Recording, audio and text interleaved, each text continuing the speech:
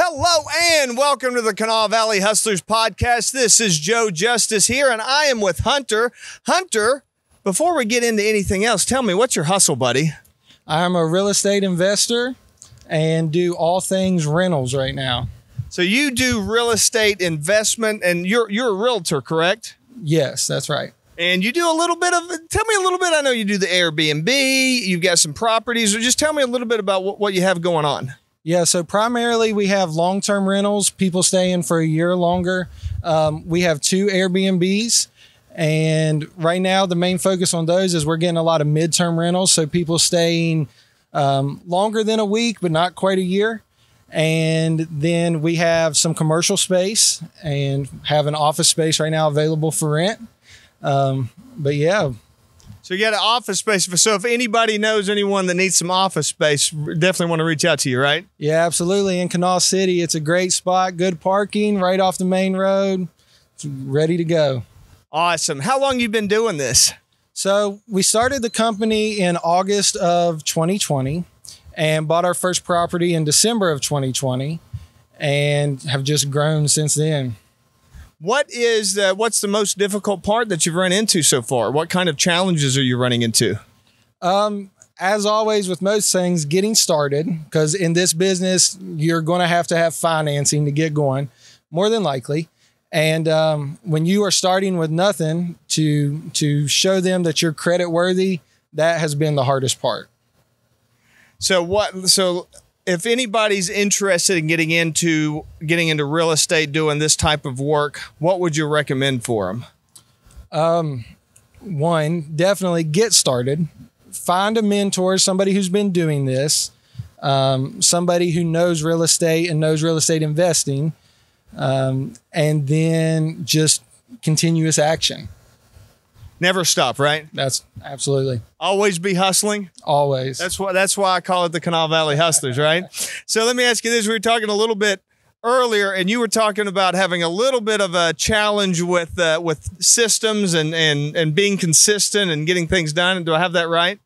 Yeah, that's right. I will admit that I am not the best when it comes to routines and systems and, those things. Sometimes fly by the seat of my pants, but I still always manage to get the job done.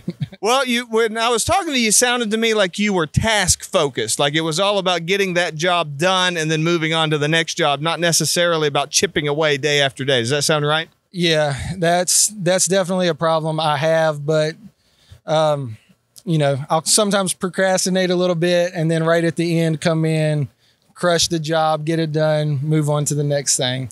Well, you're not the only one that has it. Don't feel bad. You're not the only one that has that. So in my experience, that's a lot of entrepreneurs. They have a really difficult time. That's what makes them entrepreneurs. They don't want to show in and punch the clock and do the same thing for 8 hours a day. Does that feel like where you're at? That's 100% where I am at. I've always said that I am unemployable. I come from a family of entrepreneurs. My dad is self-employed. My sister's self-employed. My mom works with my dad, and my wife is self-employed. So I don't want the daily routine of the 9 to 5. I want to come in, do my job for the day, get what I need done, finished, and move on to the next thing. And if that's at noon or 2 o'clock, and then I'm done for the day and can enjoy my family. And that's what it's all about for me. Well, it's kind of like what we're doing here today. It's about 2 o'clock in the afternoon today, right now. And if you had a 9 to 5, you wouldn't be able to be doing this right now, right? Absolutely not. I would not be here right now if I had a 9 to 5. And that freedom, that's really kind of what you're buying when you get into an entrepreneurial lifestyle, right? Yeah, absolutely. You don't trade off and have less work or less responsibilities. Really, you have more responsibilities, more commitments, things like that. But you trade the flexibility and the time freedom to do the things that need to be accomplished when it's more convenient for you or, within the timeline it needs done or whatever. But you're in control at that point. Well, I talk to a lot of entrepreneurs, and I will tell you, you are definitely not alone in that whole thing. I am a systems kind of guy. I'm all about figuring out systems. I'm all about chipping away, doing things here and there, and just getting things done, putting it on the schedule, knocking it off little bits and pieces at the time.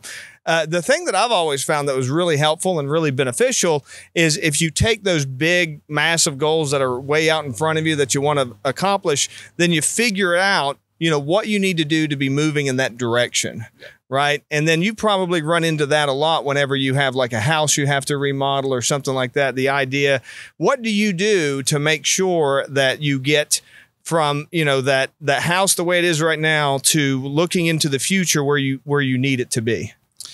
Yeah. Honestly, with the properties we have bought, a lot of those things vary from one property to the next.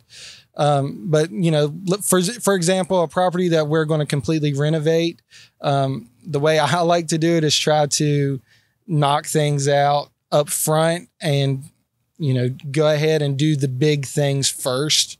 And then you're left with a lot of small tasks at the end. So there was a book that was written several years ago called Eat the Frog. Have you ever heard of Eat the Frog? No, I haven't. Okay. So, and I think I could be wrong on this. You guys correct me if I'm wrong on this, but I think it was Mark Twain. He had a saying. He said, if it was your vocation to eat a frog, you might as well do it first thing in the morning. Yeah. Right. And the idea is you knock out the hardest thing first, and then everything else seems easier after that. Yeah, absolutely. I totally agree with that. So is that kind of the approach that you take? Yeah, on most things it is. Yeah. So have you ever thought about taking some of these little things and tasks and stuff and kind of figuring out what maybe your standard operating procedures would be?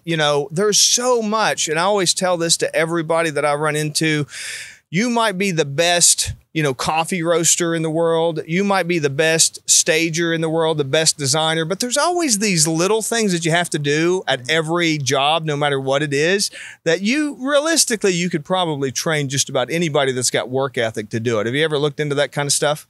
Yeah, that's actually one of my goals for 2024.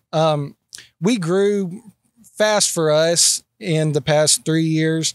And in 2024, we're not going to stop the growth. We're still looking for properties to buy. We're still looking for deals and all of that. But I do want to take 2024 and make sure that we are on the right track. I've said this so many times, and I talked to my parents and my wife about it. I'm like, if you want something level and you're off just a little bit at the start, then by the end of it, you're off by a lot. And right now, my goal is to make sure that we are nice and level so that as we continue to grow, we're on that track that we want to be on. That's great. That's a great way to look at it. And then breaking down, I tell you another little piece of advice that really helped me when it comes to developing business. And that's when you set the big goals of where you want to be, figure out what your big goals are, and then the who, what, when, where, and why. Who's going to help you out?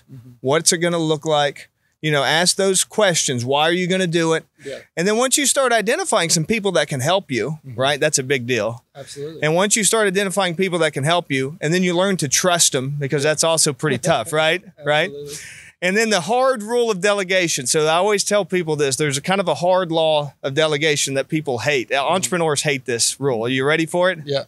The hard rule of delegation is once you can find somebody that's 70% as good as you delegate it to them. I mean, I think that's fair. Yeah, I can see that because, I treat this business like my baby, right. And sometimes I feel like I'm the only one who can do it and get the job done.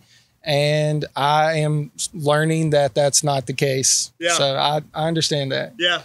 Well, that's tough. And once you're able to, kind of admit that and kind of get that off, then you'll find out, that frees you up for the stuff that only you can actually really then do, right? Yeah, absolutely. Well, Hunter, it's been great talking to you here. I want to know, is there anything else? I know you mentioned you've got some commercial space here that's available here in Kanawha City. If anybody knows anyone that's looking for some commercial space, is there anything else that we didn't touch on that you'd like to talk about here today? I don't think so. I think that pretty much covers it. Again, we're always looking to buy deals. And if, anybody knows anybody who's selling properties that have been used as rentals or might be used as rentals or an old dilapidated house or something, we're interested in seeing it and learning more about it, and might be a deal that we could work out. Great. Awesome. Hunter, I want to thank you again for being with me here today. I want to thank you for watching. And this is Joe Justice, the Kanawha Valley Hustler, reminding you to hustle hard, hustle smart, and hustle with a smile.